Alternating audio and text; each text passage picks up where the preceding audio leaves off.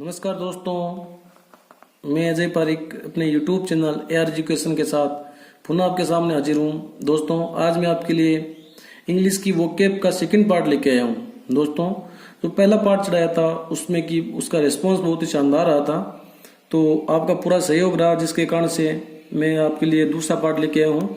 और उसमें कमेंट भी आया था आपका दोस्तों की सर इसका सेकंड पार्ट कब लगाओगे, कब चढ़ाओगे, तो आपके लिए मैं सेकंड पार्ट भी लेके आया हूँ। दोस्तों, आज मैं 10 या 15 कुछ वर्ड्स हैं जो कि आपको ट्रिक के साथ याद करवाऊंगा।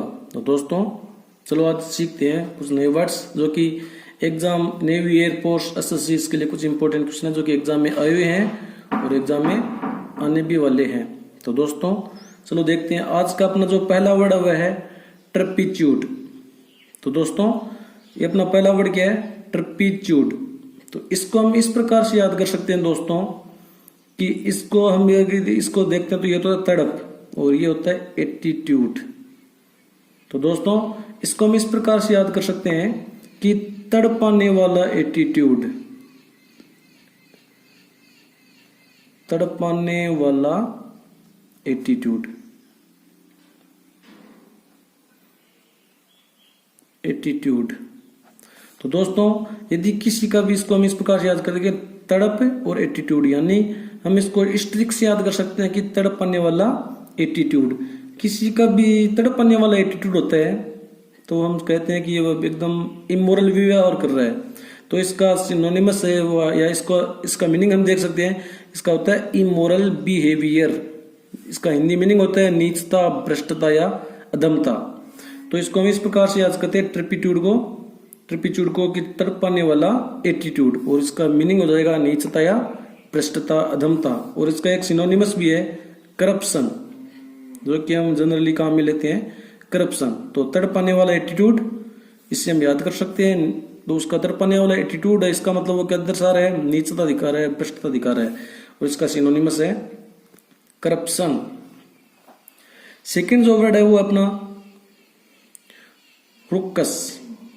क्या वर्ड अपना? रुक्कस। तो इसका हम इस प्रकार से याद कर सकते हैं रुक्कस को कि हम इसको हम मान लें कि रुके।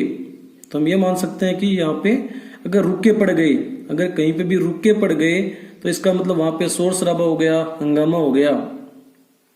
तो रुक्कस को हम किस प्रकार से याद कर सकते हैं कि रुके पड़ गए। अगर रुके पड़ गए इसका मतलब शोर शराबा हो गया, हंगामा हो गया। इसका सिनोनिमस है क्लेमर। एक तो सिनोनिमस क्या है? क्लेमर। एक है टुमुल्ट। तो टुमुल्ट, इसका हम क्या याद कर सकते हैं कि तुम उल्टे पड़ गए। यदि तुम उल्टे पड़ गए तो क्या हो गया? शोर शराबा हो गया, हंगामा हो गया। तो अपना वर्ड था रुक्कस, उसका हमने सिनोनिमस देख लिया क्लेमर और टुमुल्ट। और इसको हम ट्रिक से याद कर लिया। इसको तो याद कर लिया कि रुके पड़ गए। अगर रुके पड़ जाते हैं तो दोस्तों क्या हो गया? शोर शराबा हो गया, हंगामा हो गया। और इसको टुमुल्ट को हम याद कर लिया कि तुम उल्टे पड़ गए, तुम उलट गए या उल्टे पड़ गए। तुम उल्टे पड़ गए या उल्ट गए तो क्या हो गया था? शोर शराबा हो गया था। अपना जो लास्ट जो तीसरा वर्ड है वह प्रोडिगल। प्रोडी और गल। तो इसको दोस्तों हम इस प्रकार से याद कर सकते हैं कि गल को हम याद कर सकते हैं ग्रल से, और प्रोडी को हम इसको मान सकते हैं हम प्राउड। क्या मान सकते हैं? प्राउड। तो दोस्तों, इसको हम इस प्रकार के याद कर सकते हैं कि जो ग्रल होता है उसको प्राउड होता है किस पर?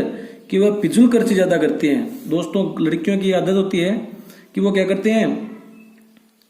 ज्यादा खर्चीली होती है, फिजूल खर्च ज्यादा करते हैं। उनको भी थोड़े बहुत पैसे मिल गए, अपने दोस्तों के साथ गई वो भ्रमण करने के लिए, खेलने के लिए, या फिर वो दोस्तों खरीदारी करने के लिए जाती है, तो फिजूल खर्ची ज्यादा करते हैं अपने दोस्तों के साथ। तो हम इसको याद इस प्रकार से कर सकते हैं कि जो लड़कियां होती है, गर्ल होते हैं, उसको प्राउड होता है। और प्राउड किस पर होता है? कि वो फिजूल खर्ची ज्यादा करते हैं, खर्चीली होती है।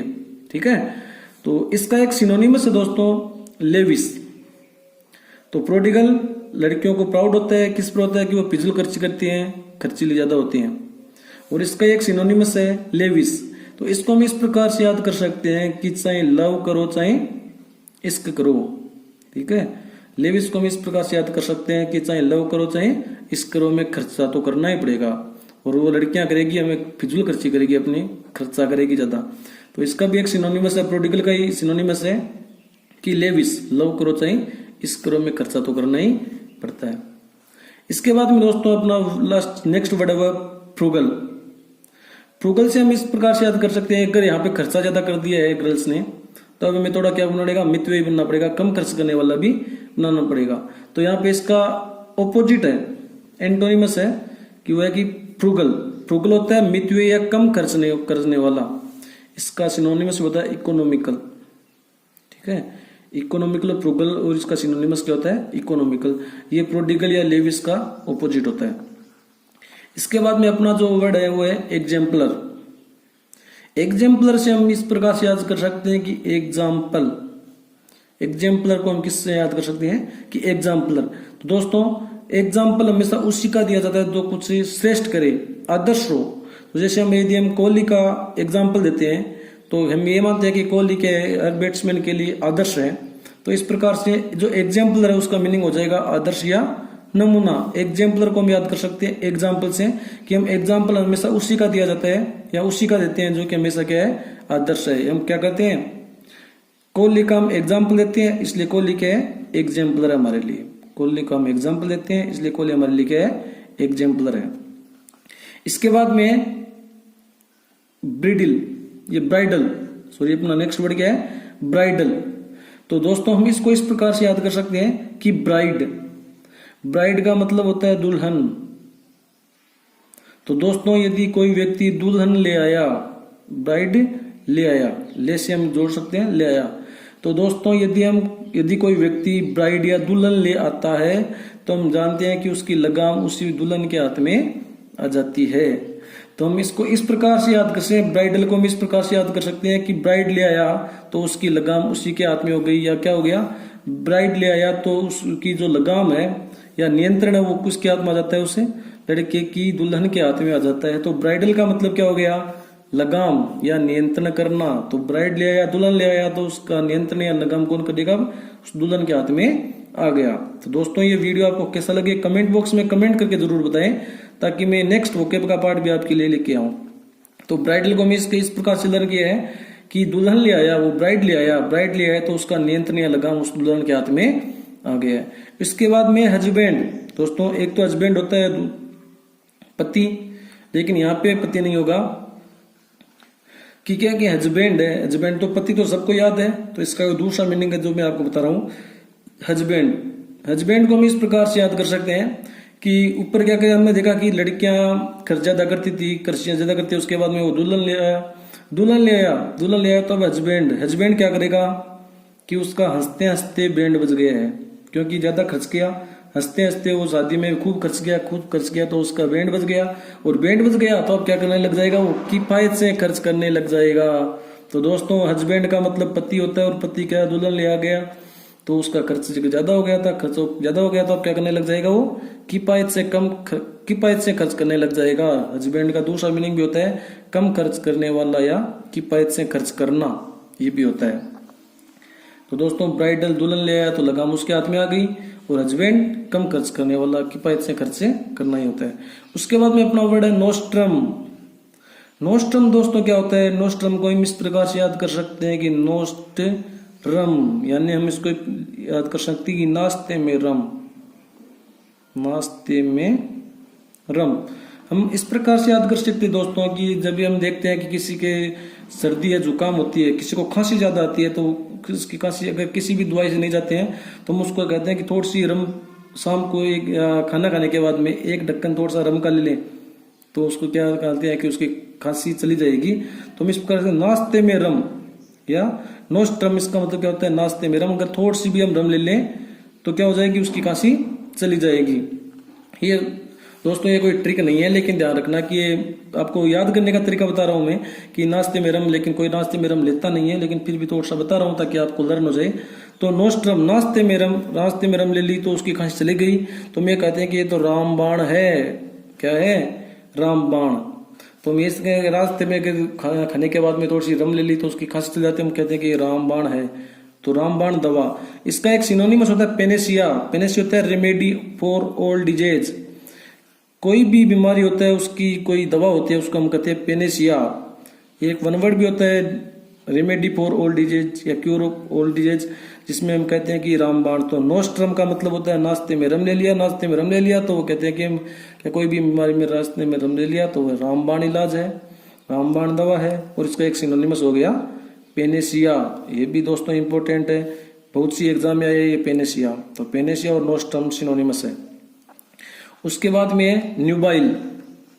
न्यूबाइल्स को दोस्तों हम इस प्रकार से याद कर सकते हैं कि न्यू का मतलब होता है नया, और बाई से हम जोड़ सकते हैं बीवी और ले आया।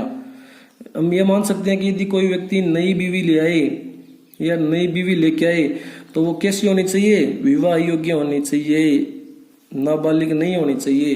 तो कोई भी व्यक्ति यदि न्यूबाइल या न्यू बीवी, न्यू वाइफ यदि लेके आता है तो वो होनी कौन सी चाहिए, विवाह योग्य होनी चाहिए। इसका चिन्ह मैरिजेबल होता है, इसका मीनिंग मैरिजेबल।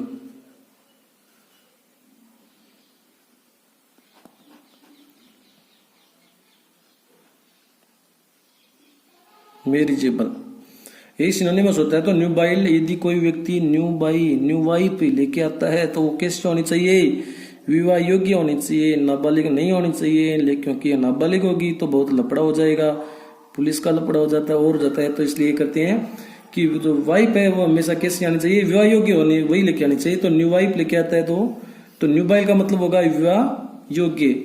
और विवाह योग्य न्यू पत्नी लेके आ गया तो दोस्तों यदि वह न्यू वाइफ लेके आ गया तो उसके बाद में बीवेल, बीवेल होता है। इसको हम इस प्रकार से याद कर सकते हैं, बीवी है वो क्या हो गई, इल हो गई, बीवी इल हो गई। बीवेल, बी से हम मान लिया बीवी और वेल से मान लिया है, इसका लास्ट में लिया इल। तो हमने मान लिया कि यदि बीवी इल हो गई, नई शादी हुई, न्यू पत्नी लेके आ गया, अब इसके बाद में यदि पत्नी क्या हो गई, बीमार हो गई, बीवी इल हो गई, तो हम क्या दिखाएंगे, सैडनेस शो करेंगे, दुख प्रकट करेंगे, शोक मनाएंगे दोस्तों।